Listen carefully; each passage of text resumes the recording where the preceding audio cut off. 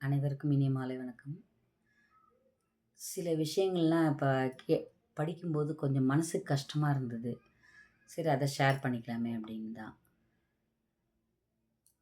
என்ன விஷயம் அப்படின்னு பார்த்தாங்கன்னா, சமீபத்தில் ஒரு புதிதாக திருமணமானவர்கள் வட இந்தியாவில், நார்த் இந்தியாவில் இவன் என்ன பண்ணியிருக்கா, ஹனிமூன் போகலான்னு அவனை கூப்பிட்டுட்டு எங்கே அஸ்ஸாம்லேருந்து கவுஹாத்தி போய், கவுஹாத்திலேருந்து ஷில்லாங் போய், ஷில்லாங்லேருந்து சிரபுஞ்சிக்கு போய், சிரபுஞ்சியில் போய் ஆளை வச்சு தன்னோட கணவனை அவ தீர்த்து கட்டி, அது தெரியாத மாதிரி கொள்ளையடிச்சுன்னு போயிட்டாங்க. நகையை காணோம் அப்படிங்கிற மாதிரி பண்ணி, அது ஒரு பெரிய இஷ்யூ நடந்தது. கடைசியில் விசாரணையில் யார் தெரிஞ்சதுன்னா, இவ தான் தன்னோட முன்னாள் காதலனோட சேர்ந்து அவனை ஆள் வச்சு கூலிப்படை வச்சு கொல்லுனதா படித்தேன்.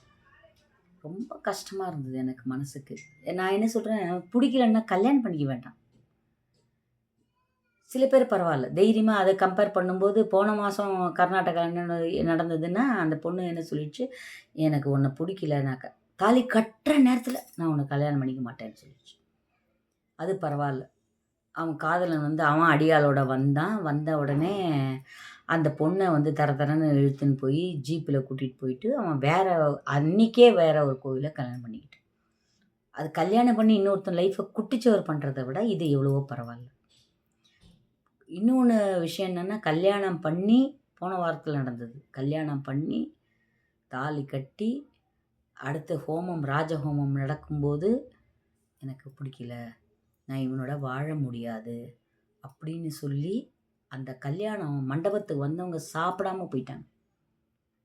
ஏன் இப்படிலாம் நடக்குது அப்படின்னு நான் யோசனை பண்ணி பார்த்தேன். நம்ம பெண்கள் பெண் குழந்தைங்களை மற்ற குழந்தைங்களை வளர்க்கிறத விட இன்னும் நம்ம அதிக கவனம் எடுத்து ஸ்ரத்தையோடு வளர்க்கணும்.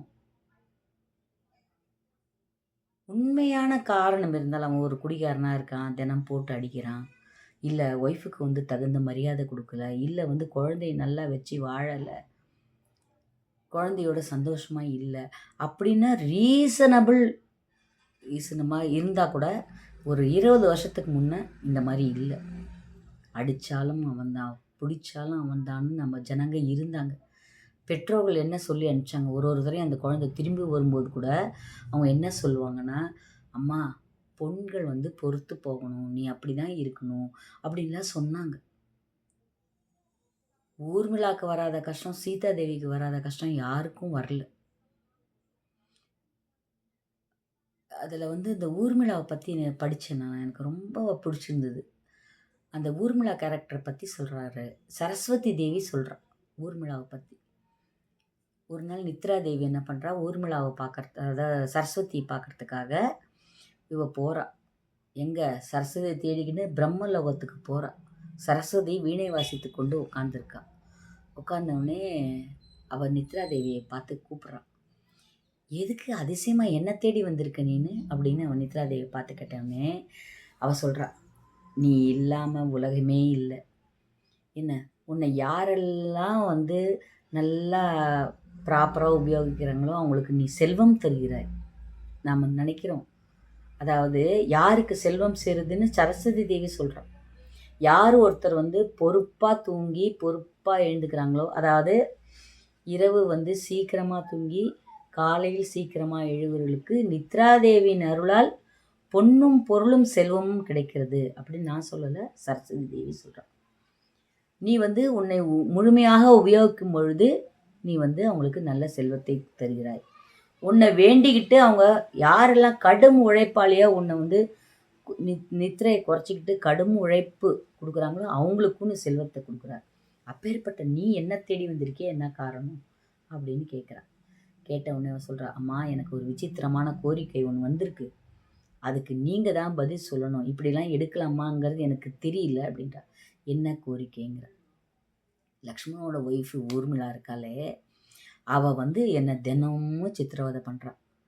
அதாவது என்ன பண்ணுறான்னா, என்னை தொந்தரவு பண்ணுறான். என்ன பண்ணுறான்னா, எனக்கு கணவனோட தூக்கத்தையும் சேர்த்து கொடு, கணவனோட தூக்கத்தையும் சேர்த்து கொடுன்றா. அது எப்படி? எனக்கு பசிச்சுதுன்னா நான் தான் சாப்பிடணும், அவளுக்கு பசிச்சா அவள் தான் சாப்பிடணும். அப்படி இருக்கும்போது இன்னொருத்தரோட தூக்கத்தை எப்படிமா வாங்கிக்க முடியும் அப்படின்னு நான் கேட்டேன். கேட்டதுக்கு அவள் என்ன பதில் சொல்கிறான்னா, கணவன் மனைவி என்றால் ஒரே ஆன்மாவின் இரு கூறுகள், அப்படி இருக்கும்போது ஏன் வந்து எனக்கு அவரோட தூக்கத்த குடுக்கக்கூடாதுன்னு கேட்குறான். நான் இதுக்கு என்னம்மா பதில் சொல்லுவேன்? அப்படின்னோனே சரஸ்வதி சொல்றா, "இது நிச்சயமா யோசிக்க வேண்டிய விஷயம் தான். கும்பகர்ணனுக்கு நீ வந்து 6 மாசம் தூக்கம் குடுத்த தானே! அதுக்கு நீங்க சரின்னு தானே சொன்னீங்க. அவரோட நாக்குல போய் நித்யத்வம்னு அவன் வரம் கேட்கறதுக்காக அவன் வந்து வரம் இருப்பான். அவன் நித்யத்வம்னா மரணம் இல்லாத ஒரு வாழ்க்கையை கேட்டிருப்பான். அது வந்து யாராலயும் குடுக்க முடியாதுன்னு சொன்னதுனால, பிரம்மா என்ன பண்ணுவாரு, சரஸ்வதிய போய் உன் நாக்குல அவனோட நாக்குல புகுந்துட்டு நாக்க பெரள வைக்க சொல்லுவாரு. அப்ப என்ன பண்ணுவான், நாக்கு பெரண்டு அவன் நித்ரத்வம்னு கேட்டுருவான். அப்படின்னா டெய்லி நான் தூங்கணும் அப்படிங்கிற மாரி அந்த வரம் கேட்டதுனால, கும்பகர்ணன் கேட்டான். இவர் சொல்லுவா, "கும்பகர்ணன் நீ குடுத்தில்ல, ஏன் அது போல நான் ஊர்மிளாக்கு குடுக்கக்கூடாது?" அப்படின்னு சரஸ்வதி தேவி கேட்பா. உடனே சரஸ்வதி தேவி சொல்லுவா, "கும்பகர்ணன் கேட்டான்னா, அதுல வந்து முழு சுயநலம் இருக்கு. அவன் வந்து நான் மரணமில்லா பெருவாழ்வு வேணும்னு அவன் கேட்டான். அதே ஊர்மிளா கேட்குறான்னா, அவ சுயநலத்துக்காக கேட்கல. அவ எதுக்கு கேட்குறா? என் கணவர் வந்து ராம விஷயமா போயிருக்கிறதுனால, ராமரோட பணி செய்ய போனதுனால, எனக்கு வந்து அவரோட தூக்கத்தை எனக்கு குடுக்கணும். ஏன்னா, அவர் வந்து 24 மணி நேரம் ராம காரியம் செய்றார். ராமனையும், சீதையும் பாதுகாக்க வேண்டிய பொறுப்பு அவங்க அம்மா இட்ட கட்டளை. அதுக்காக அவர் போயிருக்காரு. அப்படி இருக்கும்போது, என் கணவனுக்கு வந்து தூக்கத்தினால வரக்கூடிய அந்த டயர்ட்னஸ் இருக்கக்கூடாது. அதனால அவருக்கு பதிலாக அந்த 7 மணி நேரம் நான் தூங்கி, அந்த ஒரு உற்சாகத்த நான் என் கணவருக்கு குடுக்கணும்." அப்படின்னு கேட்டோனே சரஸ்வதி பூரிப்படைகிறா. பெண்கள்னா இப்படிதான் இருக்கணும். ஒரு மிகச்சிறந்த கற்புக்கரசி. அவ எப்படி வந்து ஒரு கணவனை நேசித்திருந்தால் மட்டும் தான், அவனோட தூக்கத்தையும் நான் வாங்கிக்கிறேன்னு அவளால கேட்க முடியும். நாளைக்கு பின்னால வரக்கூடிய பெண்களுக்கு ஊர்வசி வந்து ஒரு மிகச்சிறந்த உதாரணம். கண்டிப்பா வரங்க ஜனங்க என்ன பண்ணுவாங்க, இவ கணவனுக்கு மேல இவ்ளோ ஒரு அன்பா? அவ சொல்ற மாரி ஒரு ஆன்மாவோட இரு கூறுகள் தான் கணவன், மனைவி அப்படின்னு அவ வாதாடுறதுல நியாயம் இருக்கு. அதனால நீ அவளுக்கு தூக்கத்தை கொடு அப்படின்னு சரஸ்வதி தேவி ஆணையிட்டபடி, அதுக்கப்புறமா தான் நித்ரா தேவி போய் அவளுக்கு தூக்கத்தை குடுக்குறார்கள். ஆனா, ஊர்மிளை வந்து அந்த 5 பத்தினி பெண்கள்ல ஊர்மிளா பேரு இல்ல. இன்னும் சொல்லப்போனா ராமாயணத்துல இருட்டடிக்கப்பட்ட, மறைக்கப்பட்ட ஒரு கதாபாத்திரம் எதுன்னா, அது ஊர்மிளை மட்டும்தான். ஊர்மிளைக்கு முன்னால அவன் கணவனுக்கு வந்து கோவம் வரணும்னு அவன் என்ன பண்றா தெரியுமா?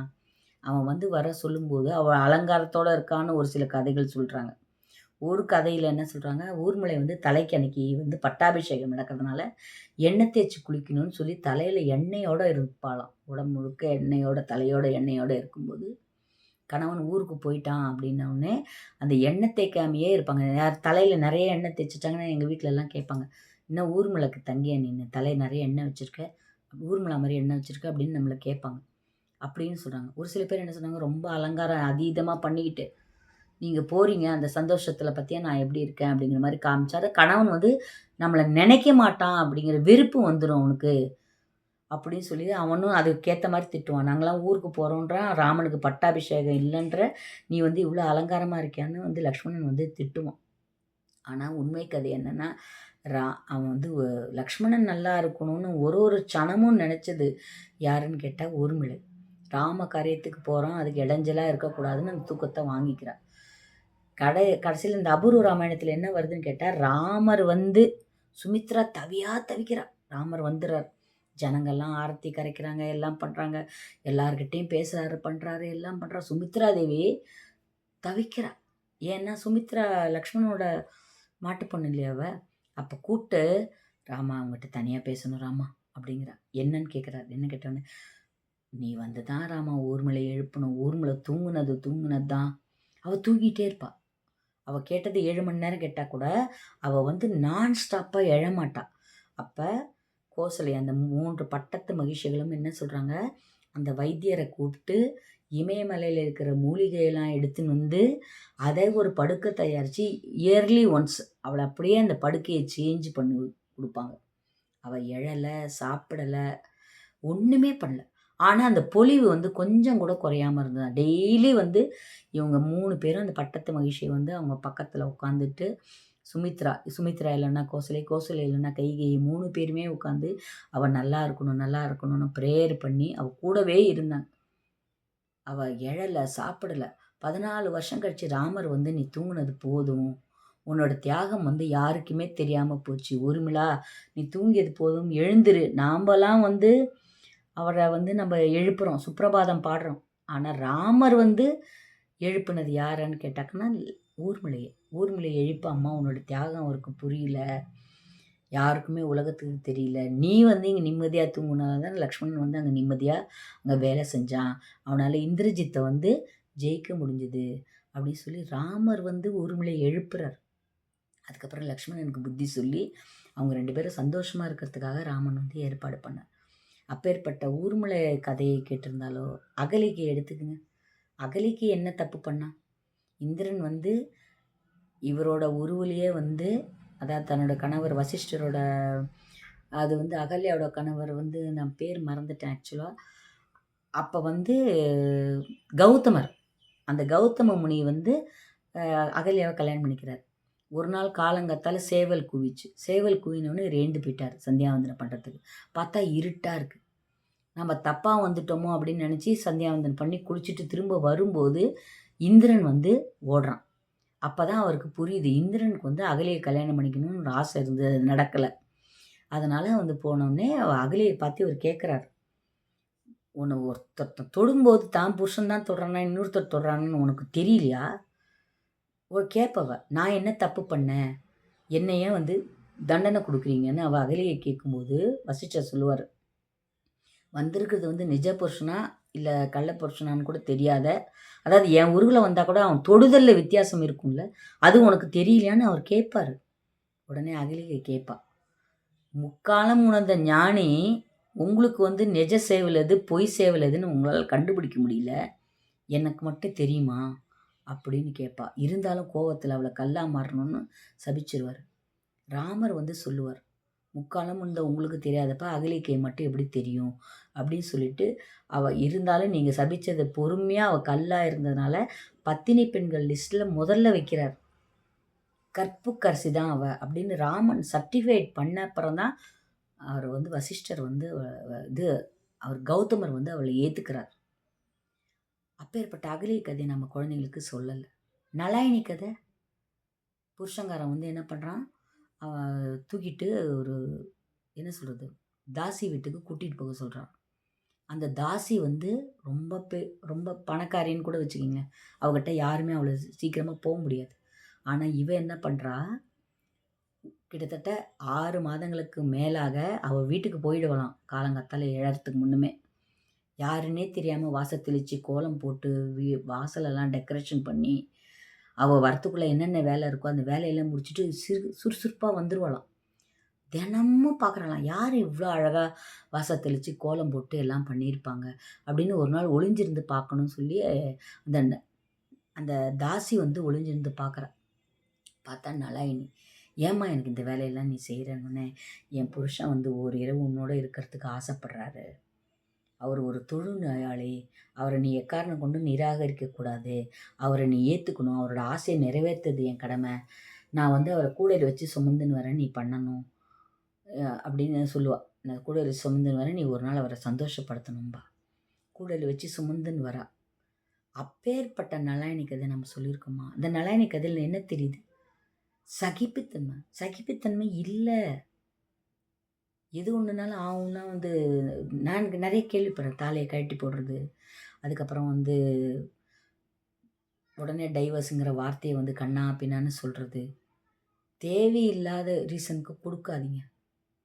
ஆனால் நிறைய கேஸ் இருக்குது, குழந்த பிறந்தப்புறமா பொண்டாட்டியை டார்ச்சர் பண்ணுறது, அடிக்கிறது, குடிச்சிட்டு வர்றது, வேற ஒருத்தவங்களோட தொடர்பில் இருக்கிறது, அப்புறம் பொண்டாட்டி வந்து ஒரு சல்லி காசு கூட மதிக்காமல் மதிப்பு மரியாதை இல்லாமல் இருக்கிறது. பெண்கள் வந்து ரொம்ப பொறுத்து தான் போகிறாங்க. ஆனால் இப்போ ஒரு 2 வருஷமாக பார்த்தீங்கன்னா சின்ன சின்ன விஷயத்துக்கு கூட எல்லாருமே கோபப்படுறாங்க. நம்ம குழந்தைங்களுக்கு நாம் சொல்லலைன்னா யாருக்குமே தெரியாது. குழந்தைங்களை வளர்க்குறது சாதாரண கலை இல்லை. அதுங்களுக்கு அந்த 0 to 10 இயர்ஸ்க்குள்ளே நம்ம என்ன கொண்டு வரோமோ அதுதான் வந்து குழந்தைங்களுக்கு நடக்கும், குழந்தைங்க மனசில் பதியும்.